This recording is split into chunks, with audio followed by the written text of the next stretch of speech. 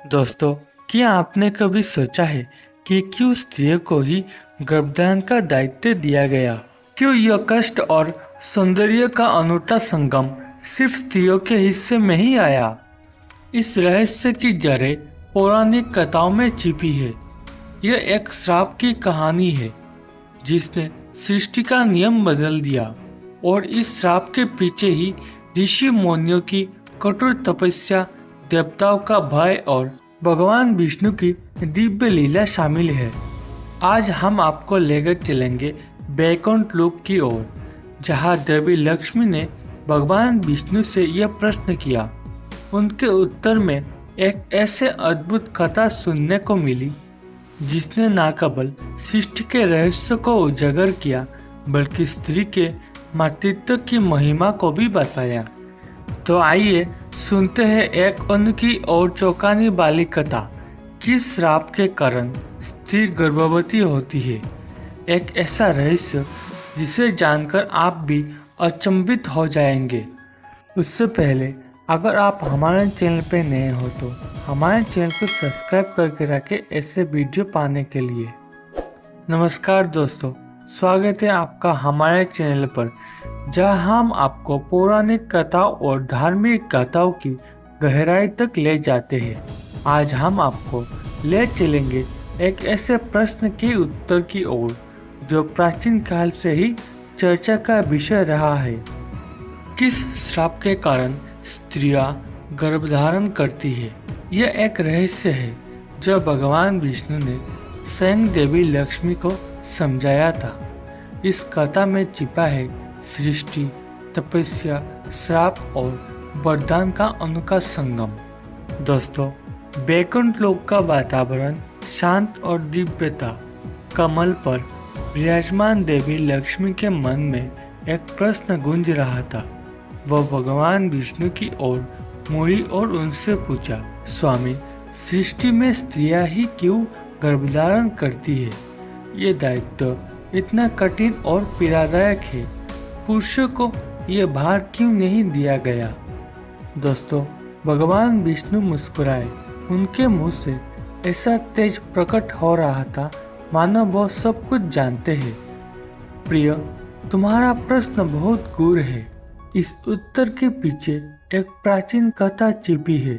यह कथा ऋषि मुनियों और देवताओं के जीवन से जुड़ी है। सुनो, मैं तुम्हें यह रहस्य विस्तार से बताता हूँ। सृष्टि के आरंभिक काल में जब धरती पर धर्म और तपस्या का बोलबाला था, ऋषि भारद्वाज अपनी कठोर तपस्या में लीन थे। उनकी तपस्या इतनी तीव्र थी कि उनके शरीर से तेज की किरणें निकल रही थी और उनकी ऊर्जा पूरे ब्रह्मांड में फैल रही थी। दोस्तों, स्वर्गलोक में इंद्रदेव ने इस तपस्या को देखा और चिंतित हो उठे। यदि ऋषि भरद्वाज तपस्या के बल पर कोई अद्भुत शक्ति प्राप्त कर लेते हैं तो मेरा सिंहासन संकट में पड़ सकता है। मुझे कुछ करना होगा। इंद्र ने अपनी सबसे सुंदर अप्सरा मेनका को बुलाया। उन्होंने मेनका से कहा, मेनका, तुम्हारा सौंदर्य अमोघ है। तुम ऋषि भरद्वाज की तपस्या को भंग करो। उनके मन में काम की इच्छा उत्पन्न करो ताकि उनकी शक्ति समाप्त हो जाए। दोस्तों, मेनका ने सिर झुकाकर आदेश स्वीकार किया। ऋषि भरद्वाज तपस्या में लीन थे। उनके चारों ओर केवल शांति थी। लेकिन तभी वहां मेनका प्रकट हुई। उनके पैरों की पायल की आवाज और उनके नृत्य की छवि ने वातावरण को मोहक बना दिया। मेनका ने अपनी मधुर आवाज में गाना शुरू किया, हे महर्षि, आपके तप से यह भूमि धन्य हो गई। लेकिन क्या तप के अलावा जीवन में कोई और रस नहीं? ऋषि भारद्वाज ने अपनी आंखें खोली। उनकी दृष्टि मेनका पर पड़ी और उनका ध्यान भंग हो गया। लेकिन तभी उन्हें अपनी गलती का एहसास हुआ। उन्होंने कहा, मेनका, तुमने मेरी तपस्या भंग करने की हिम्मत कैसे की? तुम्हारा ये कार्य क्षमाहीन है, इसके लिए मैं तुम्हें श्राप देता हूँ। दोस्तों, मेनका घबराकर ऋषि के चरणों में गिर पड़ी। हे महर्षि, मुझ पर दया करें, मैंने तो केवल आदेश का पालन किया है। लेकिन फिर भी ऋषि भरद्वाज का क्रोध शांत नहीं हुआ। ऋषि भरद्वाज ने कहा, तुम्हारे इस कार्य के लिए मैं स्त्रियों को श्राप देता हूँ कि आपसे उन्हें गर्भधारण का कष्ट सहना पड़ेगा। यही तुम्हारी करनी का फल है। दोस्तों, ये सुनकर मेनका विलाप करने लगी। वो विलाप करते हुए इंद्र के पास पहुंची और पूरी घटना सुनाई। इंद्र ने इस समस्या का समाधान ढूंढने के लिए सभी देवताओं की एक सभा बुलाई। वे भगवान विष्णु के पास भी पहुंचे। हे भगवान, ऋषि भारद्वाज के श्राप ने स्त्रियों के जीवन को कष्टपूर्ण बना दिया है, कृपया इसे समाप्त कीजिए। भगवान विष्णु ने अपनी आंखें बंद की और ध्यान लगाया। कुछ क्षण बाद उन्होंने कहा, भगवान विष्णु ने कहा, यह श्राप अटल है, इसे समाप्त नहीं किया जा सकता, लेकिन मैं इसे एक वरदान में बदल सकता हूँ। उन्होंने कहा, गर्भधारण स्त्रियों का दायित्व होगा, लेकिन यह उनका सम्मान भी होगा। मातृत्व का सुख उन्हें देवताओं के समान बना देगा। उनका प्रेम और सहनशीलता सृष्टि का आधार बनेगी।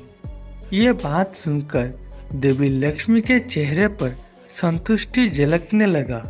उन्होंने कहा, स्वामी, आपने इस कष्ट को भी सौंदर्य और गरिमा में बदल दिया।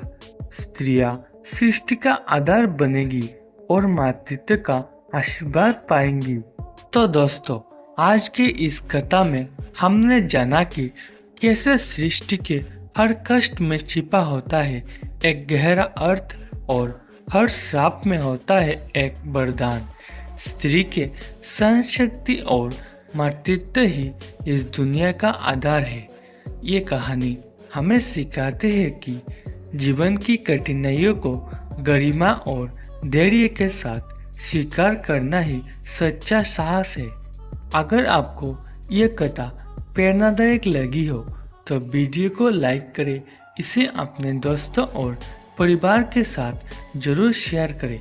हमारे उद्देश्य है आपको हमारे संस्कृति और सनातन धर्म की गहराइयों से जुड़ना। हमें आप कमेंट में बताएं कि यह कथा आपको कैसे लगी और आप किस विषय पर अगला वीडियो सुनना चाहते हैं। चलिए, आज की कथा को यही समाप्त करते हैं। मिलते हैं अगले वीडियो में एक नई अद्भुत और रहस्यमयी कथा के साथ। तब तक सत्य की राह पर चले, धर्म का पालन करें और हमेशा सकारात्मक सोचें।